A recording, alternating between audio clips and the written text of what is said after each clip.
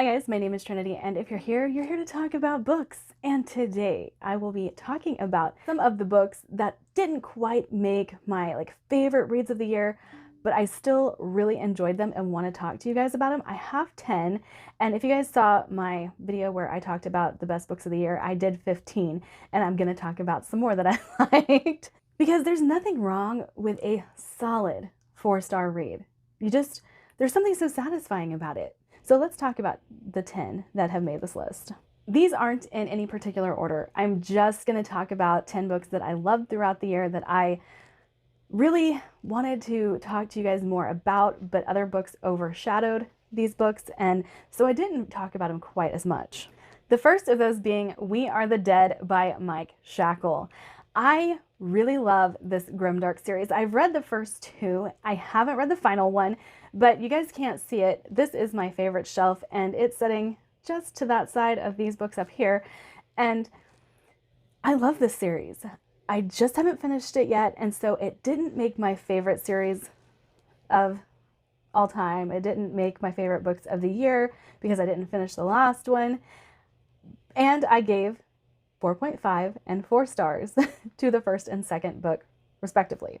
But this series starts out with a group of people who are forming a rebellion post-rebellion. The rebellion and war have already happened, and now a new rebellion is arising, and things are going crazy. This is very grimdark.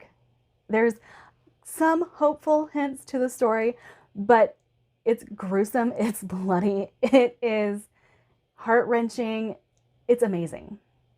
But it does lean grimdark, it does have unlikable characters, and I think one of the reasons that it didn't make my favorites list, like top 10 or favorites of the year, is there is a character in this book that drives me nuts, in this series that drives me nuts. And the second book really focuses on her a lot, and so I can't really call it a favorite. I love it, but I can't really call it a favorite because of her. And she's whiny. You guys know I don't like whiny characters, and I mean, she can be pretty badass, but she's just not half the time, and she frustrates me. But if you are a grimdark fan, if you are a dark fantasy fan, if you like stories of rebellion and war and unlikable characters, I really think that you should give this series a try, because this is absolutely fantastic in my opinion. And if you can stand whiny characters, you might even like it more than me. Now, I do have a few YA that are going to hit this list because I didn't talk about a lot of YA in my favorites of the year because I read so much adult fantasy that these books couldn't quite get to that level. But the first of those would be The Nature of Witches by Rachel Griffin. And I really love this series because it really focuses on the eco-disaster that humans can create, even if there were supernatural powers trying to balance the scales. And I thought that concept in and of itself was really cool. There's a cute romance in it, and I thought it was, like I said, cute. But we have a really strong female main character who has this abundance of power. Like, she is one of those overpowered MCs, but she is terrified of her power, and so she refuses to use it. That is until something happens where they need her to be herself, to use the magic she has, or they're in for a huge disaster. And so I really, really enjoyed the way it all played out. I really enjoyed how hesitant she was to use this massive amount of power that she had. And I love how her powers relate to her personality and the changing of the season and stuff like that, because she is a witch, and how it connects to nature and the nature of the season and then her personal being. I thought it was really cool. It was a really, really well-written novel.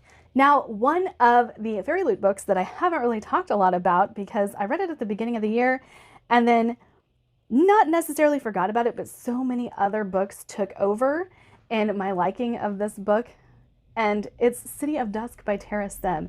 I have a really gorgeous copy of it. Like I said, I got it from Fairy Loot, and I don't know what I was expecting of this. One of the things I have an issue with Fairy Loot, the adult Fairy Loot, is that they are using their platform to launch debut authors, yet these authors are not debut authors.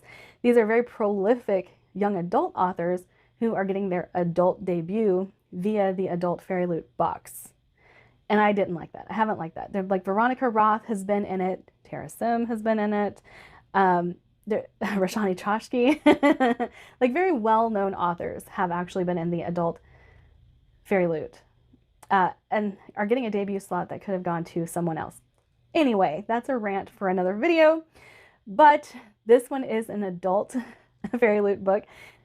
It was fantastic. I highly recommend it. This is another dark epic fantasy, and this one does have a little bit of dark academia in it, and it does have a lot of political maneuvering, but this one is centered around 4 realms: life, death, light, and darkness, and there are heirs to these powers.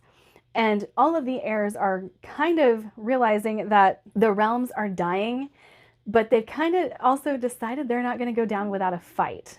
And that has them kind of working together, kind of fighting against each other, and really trying to make sure that their realm doesn't die out. But in doing so, they are kind of taking on their own gods and fighting their own gods. And it has an explosive ending. I absolutely loved the ending of this. And the second book to it releases August of this year, called The Midnight Kingdom. And I'm looking forward to seeing where this series goes, because like I said, it had an explosive ending, and mortals fighting the gods is always a trope that I love. And I love how they ended up being this ragtag group of people who came together to fight for their worlds, even though it didn't always go to plan, and sometimes they were fighting each other. I really enjoyed it. I really, really enjoyed it. Now, Certain Dark Things by Sylvia Moreno Garcia. I have talked about this one a little bit, but it's a novella that is very Mexican in its folklore and stuff like that, but it centers around vampires. And this is a very different way to take in a vampire story. It's a very different take on vampires, and I loved it. I loved it. There's not much I can say about it though, because it is so short, but it's a very different take on vampires. It's very well written. It is fast paced, and it's really just kind of cool. That's the only thing I can say about it, is that it's really cool. And I really, really wanted more. Like, I could see myself reading a series based on these vampires because their powers were so interesting, and the way the world was centered around them was very interesting. I really enjoyed Certain Dark Things. And if you haven't read Sylvia Moreno Garcia, this is actually probably a pretty good place to start with her, because you're going to get a feel for her writing and how she kind of leans into the dark a little bit, but it's not overwhelming, and it never leans towards the grimdark or anything. But she plays with the gothic elements of storytelling very well. And like I said, this would be a very good place to start if you have not yet read Sylvia Moreno Garcia. Also recommend it if you have read Sylvia Moreno Garcia and haven't picked this one up yet. Next would be The Bone Houses by Emily Lloyd Jones. Now this one is YA, but it is very gothic. And this one kind of leans more into folklore than gothic, but it has a gothic writing style, and it has a very gothic setting. And the bone houses are part of the folklore of this world. And I thought that they were so creepy and so cool. And if you don't know, this book actually has a 4.01 rating on Goodreads. So there's not a lot of people who don't like this book. But the story centers around Wren, who is a grave digger. And she is kind of carrying on the family legacy of grave digging. But in this world, the dead don't stay dead. Sometimes they walk around and reanimate and are deemed bone houses because there is no soul in them. And this is supposed to like link back to a curse that was placed on the land. And Wren starts to try and unravel the source of this curse and how to get past it, how to move past the curse, how to undo it, and kind of finding out some stuff about herself along the way and some secrets that she was not aware of her family. And it's really, really good. It's one of the more gothic things I read last year, and I just absolutely adored it. Now, in a surprising turn, I did have one mystery thriller that I kind of think was a step above the rest, and that would be No Exit by Taylor Adams. In this one, there's a lot going on, but a young girl gets stranded at a gas station. She's snowed in, I should say. There's a lot of ice and snow on the roads, and she has to pull off of the road. And while she's there, she kind of ventures out into the parking lot and stumbles across something quite awful. And that would be a young girl in a cage in the back of a van. And so this story is about her trying to help the young girl and trying to get her away from the situation that she's in. And in doing so, she makes bad allies, makes some bad decisions, and doesn't know who she can trust at this gas station. But she, it turns out to be like this nail-biting, fast-moving thriller, and I absolutely loved it. There is actually a movie. I haven't had a chance to watch it yet because I don't think it would be something that my kiddo could watch, and I don't usually watch TV unless it's with my husband and kid, but yeah, I definitely think that this is a book that you should pick up if you like mystery thrillers. And then I read a Neil Gaiman that I actually liked, and that would be The Graveyard Book. Now, I haven't had the best run with Neil Gaiman, but that is because of what I've read. I picked up some books that I probably shouldn't have. People that know me well have actually asked me, like, why is that the one that you picked up? And I'm like, I don't know. I didn't have any direction. I just saw Gaiman and picked it up. But The Graveyard Book, I thought was so good. So good. So we have this young kid who something happens to his family. He runs away, he gets away. And in doing so, he actually ends up in the middle of a graveyard where he in turn is raised by the ghosts of the graveyard. And that's about all I can tell you without spoiling things. But you get to see him growing up with these ghosts. You get to see the way he interacts with them and the way they interact with him. And I think it's just really sweet. Now, it is dark. Don't get me wrong. It is dark. It goes there. And but it's also very sweet. And so I really, really enjoyed it. Now, we actually have an Owlcrate book making this list, and that would be Together We Burn by Isabel Ibanez. And I just loved this. So the main thing in this is that we have a Dragador, which is like a matador but with dragons, who is kind of getting older, and he has a daughter who really wants to be a Dragador, but it's kind of frowned upon for females to take on this profession. And she's a flamenco dancer just like her mother, but she wants to learn. She wants to learn how to take care of the dragons. She wants to learn how to be a Dragador. And then when things start to go wrong for her family, she enlists the help of someone who has wronged her family in the past, but really wants to stop her family's house from going under, is pretty much what it is. Or for the person who wants the property to not get their hands on it. More so that, like unlikely allies, more so than friends. And I just loved the atmosphere of this. I loved how much Spanish culture you got in this. I really loved just seeing all of the Spanish elements come together to make a fantasy novel about dragons. I thought that was so cool.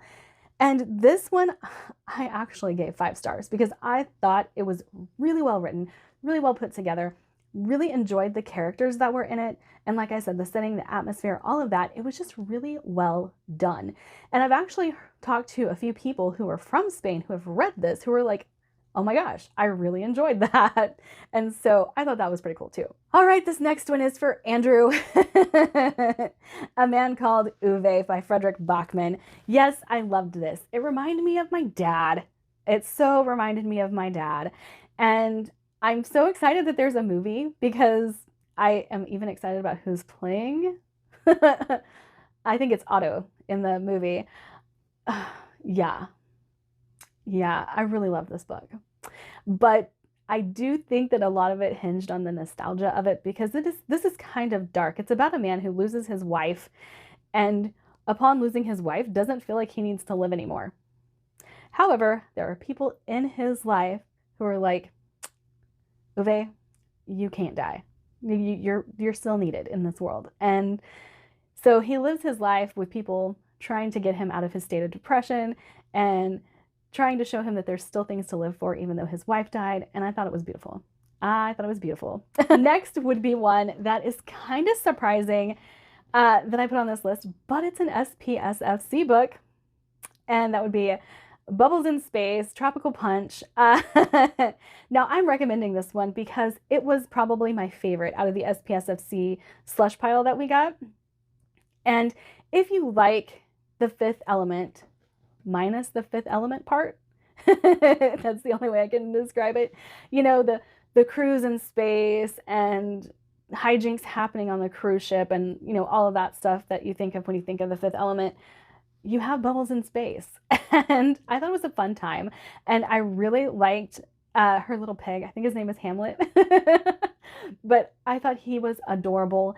And then even though this is not my style of story, like I'm not really big on the guns blazing type mystery novel, I thought it was fun. I thought it was a lot of fun. So I highly recommend it.